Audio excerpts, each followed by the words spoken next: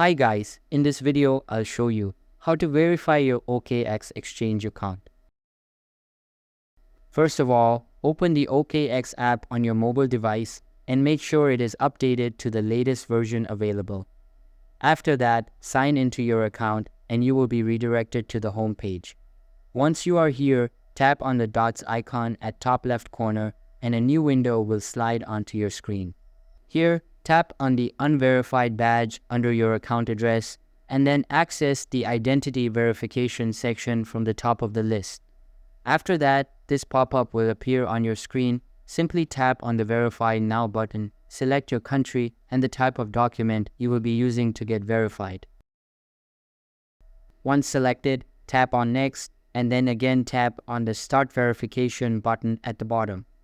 Now, scan your document from the front side as well as from the back side, and then you will be prompted to scan your face.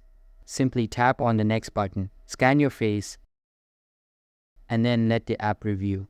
And you may get asked to verify your address. Simply enter the required details, and that's it. Your account will be verified instantly. So that's all for this video. If this video was helpful, don't forget to subscribe and hit the like button. Thanks.